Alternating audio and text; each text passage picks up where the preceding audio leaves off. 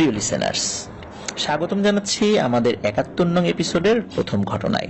আর এখন যে ঘটনাটি আমি আপনাদের সাথে শেয়ার করতে যাচ্ছি, এই ঘটনাটি চট্টগ্রাম থেকে আমাদেরকে পাঠিয়েছেন আপনাদের সকলের প্রিয় মোহাম্মদ জুবায়ের ইসলাম ভাই। তবে এই ঘটনাটি কিন্তু সুফিয়ান হুজুরের ঘটনা নয়, আর এই ঘটনাটি উনি ওনার ওয়াইফের কাছ থেকে সংগ্রহ করেছেন। যখন সুফিয়ান হুজুর একটি ঘটনা উনি লিখে আমাদেরকে পাঠাচ্ছিলেন, তখন ওনার স্ত্রী পাশে এসে দাঁড়ান এবং সেই আংশিক ঘটনাটি উনি ওনার কাছ থেকে পড়েন। পড়ার পরে উনি বলেন যে ওনার জানা একটা ঘটনা রয়েছে, খুবই অদ্ভুত একটি ঘটনা, ভয়ানক ঘটনাও বটে। তখন জুবায়ের ইসলাম ভাই সেই ঘটনাটি শোনেন এবং ঘটনার সত্যতা যাচাইয়ের জন্য উনি ওনার শাশুড়ির সঙ্গেও কথা বলেছিলেন। মূলত ঘটনাটি ঘটে পিরোজপুর জেলার নাজিরপুর উপজেলার বুড়িখালী ইউনিয়নে। সেখানে একটি প্রাথমিক বিদ্যালয় রয়েছে। সেই প্রাথমিক বিদ্যালয়ের ক্লাস 3-তে 2009 সালের প্রথমের দিকে, এই সময়ে এই জুবায়ের ইসলাম ভাইয়ের ওয়াইফ উনি লেখাপড়া করতেন। আমি সঙ্গত কারণে এক্সাক্ট সেই প্রাথমিক বিদ্যালয়ের নামটা বলছি না, যারা ওই এলাকায় আছেন তারা শুনলেই বুঝতে পারবেন আমি কোনটার কথা বলছি। যেহেতু সরকারি স্থাপনা, এই জন্য আমি এই বিষয়টি আপনাদের সামনে সরাসরি একদম ভেঙে উপস্থাপন করলাম না।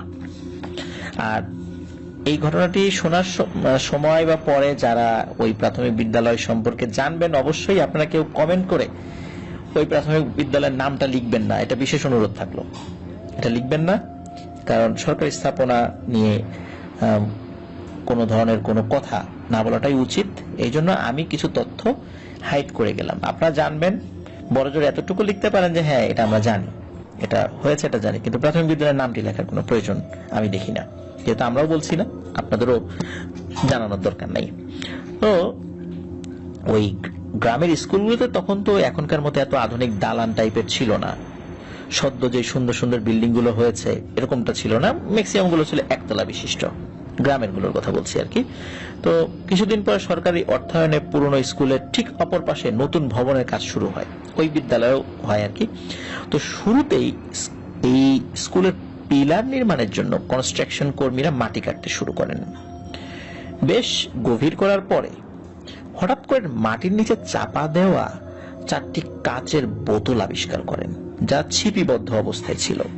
এগুলোর কাঁচগুলো ছিল বেশ মোটা এবং এগুলো যে বহুদিন আগের কাচের বোতল তা স্পষ্ট বোঝা যাচ্ছে। এটা এখনকার জামানার কাচের বোতল নয়। তো গরিব মানুষগুলো ভেতরে দামি কিছু আছে ভেবে সবগুলো বোতলের ছিপি খুলে ফেলে। ছিপিগুলো খুব শক্ত করে কোনো সুতো টুতো দিয়ে বা এরকম করে কিছু বাঁধা ছিল। আর ওই কাচের বোতলগুলো এতটা ট্রান্সপারেন্ট বা স্বচ্ছ ছিল না, যার কারণে বোতলের ভেতরে কি আছে সেটা কিন্তু আসলে বোঝা যাচ্ছিল না। বোতলগুলো খুব ভারী ছিল, আর এই কারণে মূলত ওর ভেতরে দামি কিছু আছে ঝাঁকাঝাঁকি করে কিছু বোঝা যাচ্ছিল না। আর এটা খুলে বের করলে কিছু পাওয়া যাবে, এই আশায় তারা ওই ছিপিটা খুলে ফেলে। ছিপি খোলার পরে দেখে যে তেমন কিছু নাই। ওই বোতলটা ভাঙার পরেও ভিতর থেকে কিছু বের হয় না। এরকম 4টা বোতল ভাঙার পরে দেখা যায় ভিতরে কিছুই নেই। তারা হতাশ হয়ে পাশ দিয়ে বয়ে যাওয়া একটা খালের পানিতে ওই বোতলগুলো ছুঁড়ে ফেলে দেয়। ব্যাস, প্রথম অংশ এতটুকুই। আর এর বেশ কিছুদিন পরে ঘটনা শুরু হয়। ততদিনে ওই জায়গায় একতলা ভবন তৈরি হয়ে যায় এবং পুরনো ভবনে জায়গা স্বল্পতার কারণে নতুন ভবনে ক্লাস 5-এর নতুন ক্লাসরুম করা হয়। পুরনো ভবনে তো জায়গা সংকলন হচ্ছে, নতুন বিল্ডিং হয়েছে, তখন ওইভাবে উদ্বোধন করা হয়নি বা হয়েছিল। তো ক্লাস 5-এর ক্লাসটি রুম ক্লাসরুমটা ওই নতুন ভবনে শুরু করা হয় তখন। তো গ্রামের স্কুলগুলোতে আমরা সাধারণত দেখতে পাই যে কিছু কিছু ছেলে মেয়েরা একটু বেশি বয়সে স্কুলে ভর্তি হয়, আর ওরা যখন ক্লাস 5-এ ওঠে তখন আকার আকৃতিতে কিন্তু বেশ বড় হয়ে যায়, এমনটা কিন্তু আমরা দেখি। তো সেই হিসেবে বেশ কিছু মেয়ে ওই সময় যারা ক্লাস 5-এ পড়তো তারা বেশ বড় হয়ে গিয়েছিল। তো ঘটনা শুরু এমন একটা মেয়ের সাথে। একদিন ক্লাস চলাকালীন ওই মেয়েটি তাদের নতুন যে ভবনটা হয়েছে সেই ভবনের ওয়াশরুমে যায়। ওয়াশরুম থেকে স্বাভাবিকভাবে ফেরত আসে, কিন্তু ফেরত আসার অল্প কিছুক্ষণ পরে মেয়েটি হঠাৎ বিকট এক চিৎকার দিয়ে কান্নাকাটি শুরু করে দেয়। তার বন্ধুরা তাকে ধরতে গেলে সে তাদের সজোরে কামড়ে দিতে থাকে এবং অস্বাভাবিক আচরণ করতে শুরু করে। স্কুলের শিক্ষকেরা বিষয়টি দেখার জন্য দৌড়ে আসেন এবং ওই মেয়েটিকে ধরার চেষ্টা করেন। মেয়েটি তাদের মধ্যেও 2-3 জনকে কামড়ে দেয়। তখন উপায়ন্তর না দেখে মেয়ের বাড়িতে খবর দেওয়া হয়। বাড়ির লোকজন এসে তাদের মেয়েকে নিয়ে যান। গ্রামে এখনো এমন কিছু হলে ডাক্তারের আগে কোনো হুজুর বা কবিরাজ দেখানো হয়। ওই মেয়েটির ক্ষেত্রেও তার ব্যতিক্রম হয়নি। তাকে একজন হুজুর এনে ঝাড়ফুঁক করানো হলে তার আচরণ আস্তে আস্তে স্বাভাবিক হয়ে আসে। এটা ছিল ঘটনার শুরু। এই ঘটনার সপ্তাহখানেক পর আরো একটি মেয়ে আক্রান্ত হয় এবং আগের মেয়েটির চাইতে তার আচরণ আরো ভয়াবহ ছিল। সেও ওয়াশরুম থেকে এসে একইভাবে চিৎকার দিয়ে ওঠে এবং তার চিৎকারের সাথে সাথে ওই ক্লাসের আরো 3 জন মেয়ে সুর মিলিয়ে চিৎকার শুরু করে দেয় এবং ওর মতো করে অস্বাভাবিক রকমের আচরণ শুরু করে।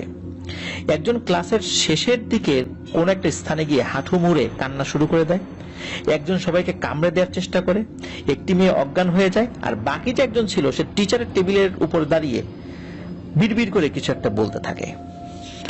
হঠাৎ এমন অবস্থায় স্কুলের শিক্ষকেরা সবাই ভয় পেয়ে যান। এই 4 জন মেয়ের মধ্যে একজন সম্পর্কে এই জুবাইর ইসলাম ভাইয়ের স্ত্রীর দুঃসম্পর্কের খালা হন। তার নাম হচ্ছে ফজিলা। অবস্থা খারাপ দেখে সবার বাড়িতে খবর পাঠানো হয়। এরপর যার যার বাড়ির লোক এসে তাদেরকে নিয়ে যান এবং নিজেদের মতো করে হুজুর কবিরাজদের চিকিৎসা করানো হয়।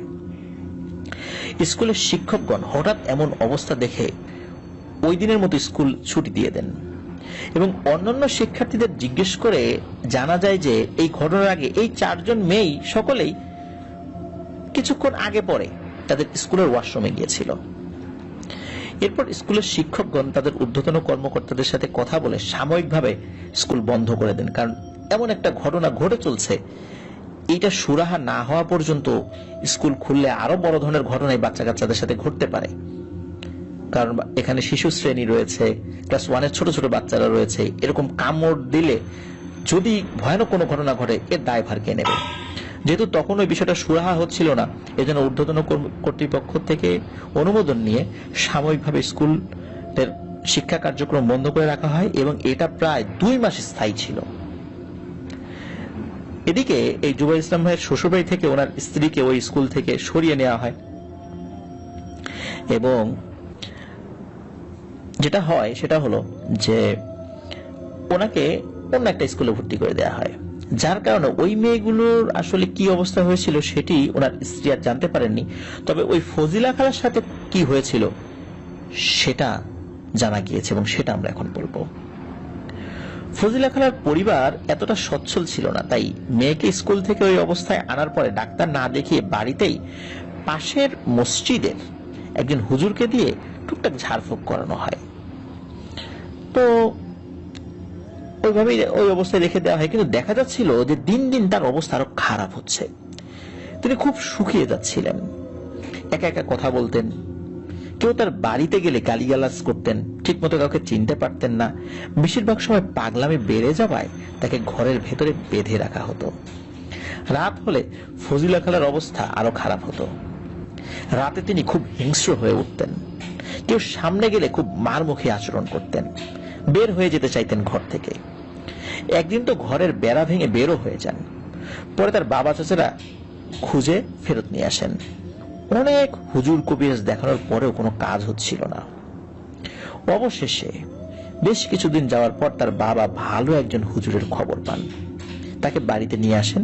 তিনি বেশ সময় নিয়ে ফজিলা খালাকে পর্যবেক্ষণ করেন এবং কিছু প্রশ্ন করেন তার মা বাবাকে। সেদিনের মতো উনি সময় চেয়ে চলে যান। কয়েকদিন পরে তিনি আবার আসেন এবং ফজিলা খালার উপরে রুকিয়া পরিচালনা করেন। দেখতে দেখতে সকলের সামনে ফজিলা খালার চোখ, কথাবার্তা সবকিছু স্বাভাবিক হয়ে আসে। ওনার চোখের কালারটাও ফ্যাকাশে হয়ে গিয়েছিল। এরপর আল্লাহর রহমতে তার কোনো সমস্যা হয়নি। বর্তমানে ফজিলা খালা কিন্তু বিবাহিত এবং তার কিন্তু বাচ্চা কাচ্চা রয়েছে, আলহামদুলিল্লাহ। তো সেদিন সেই হুজুর ফজিলা খালাকে সুস্থ করার পরে তো ফজিলা খালার যে বাবা সেই হুজুরকে নিয়ে তাদের ওই স্কুলের হেডমাস্টারের সাথে দেখা করতে চান। তো হেডমাস্টার সাহেবকে তিনি বলেন যে তিনি তার সাহায্যকারী জিনদের মাধ্যমে জানতে পেরেছেন যে এই যে স্কুল, এই স্কুলের নতুন যে ভবন তৈরি করা হয়েছে সেখানে বহু আগে একজন আলেমকে কবর দেওয়া হয়েছিল। তো ওই আলেম কিছু খুবই দুষ্টু প্রকৃতির জিনদেরকে, বিশেষ করে 4টা জিনকে উনি ওই জামানায় শক্তপোক্ত যে বোতল ছিল সেই বোতলের মধ্যে কয়েদ করে রেখেছিলেন এবং উনি জানিয়ে গিয়েছিলেন যে তার মৃত্যুর সময় বা মৃত্যুর পর তার কবরের পাশে যেন এই বোতলগুলোকে দাফন করে দেওয়া হয়, তা না হলে একটা সময় এসে এই বোতলের কার্যকারিতা শেষ হয়ে যাবে, ওই জিনগুলো কোনো না কোনো ভাবে মুক্ত হয়ে যাবে। তার ওসিয়ত অনুযায়ী মূলত এই বোতল 4টাকে তার কবরের কাছে দাফন করে দেওয়া হয়েছিল। তো যেহেতু বহু আগের কবর, তার হাড়গোড়ও মাটিতে মিশে গিয়েছিল সেই আলেমের, যার কারণে ওখানে কোনো হাড়গোড় পাওয়া যায়নি, কিন্তু ওই বোতলগুলো পাওয়া গিয়েছিল। আর ওখানে কর্মরত শ্রমিকরা ভুল করে গুপ্তধন ভেবে সেই বোতলগুলো খুলে ফেলেছিলেন, আর তাতেই বাধে বিপত্তি। ওই দুষ্টু জিনেরা ওই আশেপাশে চলে যায় এবং যখন এখানে ওয়াশরুমটা তৈরি হয়, এই ওয়াশরুমে তারা আশ্রয় নেয়। মূলত যেহেতু স্কুলে বিকালের পরে শুনশান নীরবতা বিরাজ করে, এই জন্যই মূলত স্কুলের ওয়াশরুম এবং ওয়াশরুমের আশেপাশে তারা আস্তানা গিরেছিল। আর ওই ওয়াশরুমে যেই বাচ্চা মেয়েরা গিয়েছিল তাদের মধ্যে একটু বড়, ক্লাস 5-এর আর কি, এদেরকে অ্যাটাক করেছিল। তো এই ঘটনার পরে মূলত যখন হেডমাস্টার, তখন তো বুঝতে পারেনি কেউ, পরবর্তীতে যখন হুজুরের কাছে শোনেন তখন ওখানে কিছু রুকিয়া পরিচালনা করা হয় এবং এরপর থেকে ওই স্কুলে তেমন কোনো সমস্যা বাচ্চাদের সাথে আল্লাহর রহমতে হয়নি, আলহামদুলিল্লাহ। তবে ছোটখাটো টুকটাক ঘটনা ওর ওই স্কুলের আশেপাশে সন্ধ্যার পরে বা রাতের বেলা মানুষের সাথে ঘটে, যেটা এখনো চলমান রয়েছে। আর এটি আমি শুরুতেই বলেছি যে স্কুলের একদম এক্সাক্ট নামটা আমি বললাম না, যদিও আমাকে জুবাইর ইসলাম ভাই বলেছেন, কিন্তু আমি বললাম না সঙ্গত কারণে। আশা করছি ঘটনাটি ভালো লেগেছে প্রিয় লিসেনার্স। আরেকটা বিষয়, সেটা হলো বাংলাদেশের বিভিন্ন স্কুলে কিন্তু অনেক সময় দেখা যাচ্ছে যে একটা বাচ্চা অজ্ঞান হয়ে গেছে, সেই সাথে সাথে সব বাচ্চারা অজ্ঞান হয়ে যাচ্ছে। এইটা এক ধরনের মানসিক রোগ, এইটারও একটা ব্যাখ্যা রয়েছে। কিন্তু এই যে ব্যাপারটি যেটা ঘটলো, এটি কিন্তু ওই টাইপের মানসিক কোনো ব্যাপার নয়, এটা সম্পূর্ণ ডিফারেন্ট একটি ব্যাপার। আর অনেক পুরনো কোনো এই ধরনের কলস বা বোতল, এই জিনিসগুলো আসলে হুটহাট করে খুলে ফেলা উচিত নয়। এটা করলে ভয়ানক বিপদ ঘটে যেতে পারে। এবং যেই ঘটনাটি আমরা, এই ঘটনা মানে এই কি হতে পারে, এই ঘটনার মাধ্যমে আমরা জানতে পারলাম প্রিয় লিসেনার্স। এই জন্য খুব সতর্কতা অবলম্বন করতে হবে। আর আমাদের মধ্যে কারো এই ধরনের আচরণে অস্বাভাবিকতা দেখা গেলে এমনও তো হতে পারে যে সেটা আসলে কোনো ভূত প্রেত রিলেটেড ব্যাপার না, সেটা মেডিকেল সায়েন্সের কোনো ব্যাপার। এই জন্য কিন্তু ডাক্তারও দেখাতে হবে প্রিয় লিসেনার্স, ডাক্তার দেখাতে হবে। ডাক্তাররা যদি রোগ ফাইন্ড আউট করতে না পারেন, সেক্ষেত্রে তো আমরা বিকল্প ব্যবস্থা নিব। কিন্তু ডাক্তার যদি এক্সাক্ট রোগটা ফাইন্ড আউট করতে পারেন, তাহলে কিন্তু এই মেডিকেল ট্রিটমেন্টের দিকে যাওয়া উচিত। দেখা যাচ্ছে যে আমরা ঝাড়ফুঁক করতে করতে এমন একটা ক্ষতি হয়ে গেল, যেটা আসলে মেডিকেল সায়েন্সে যেটা রয়েছে, যে ট্রিটমেন্ট দিয়ে আমরা সেটা সলিউশন করতে পারতাম, সেটা কোনো প্যারানরমাল বিষয় নয়। এই জন্য আমাদেরকে কিন্তু দুই দিকেই চিকিৎসা চালাতে হবে। এই বিষয়টার জন্য আমরা সকলে মাথায় রাখি প্রিয় লিসেনার্স। আমাদের এই ঘটনাটি যদি আপনাদের ভালো লেগে থাকে, তাহলে সাবস্ক্রাইব করবেন প্লিজ আমাদের চ্যানেলে। আর যারা ইতিমধ্যে সাবস্ক্রাইব করে ফেলেছেন, অসংখ্য ধন্যবাদ, জাযাকাল্লাহু খাইরান। আমাদের কিন্তু একটি ফেসবুক পেজ এবং গ্রুপ রয়েছে আফনান দ্য হরর ওয়ার্ল্ড নামে, আর এই দুটো লিংক আমরা আমাদের ভিডিও ডেসক্রিপশনে দিয়ে রেখেছি। সেখানে গিয়ে আপনারা আমাদের পরিবারের সদস্য হয়ে যেতে পারবেন। আপনারা আপনাদের মূল্যবান মতামত পোস্ট করে বা কমেন্ট করেও আমাদেরকে জানাতে পারবেন এই পেজ এবং গ্রুপে। আর আপনারা যারা ঘটনা পাঠাতে চান, তারা লিখে অথবা রেকর্ড করে যে কোনো ভাবে ঘটনা পাঠাতে পারবেন afnanthehorrorworld@gmail.com এই ইমেল অ্যাড্রেস। আর ইমেল অ্যাড্রেসের স্পেলিংটাও আমরা আমাদের ভিডিও ডেসক্রিপশনে দিয়ে রেখেছি, সেখানে গিয়ে আপনার স্পেলিংটা চেক করে নিতে পারবেন। প্রিয় লিসেনার্স, চলুন চলে যাই আমাদের ৭১ নং এপিসোডের পরবর্তী আরো একটি নতুন ঘটনায়।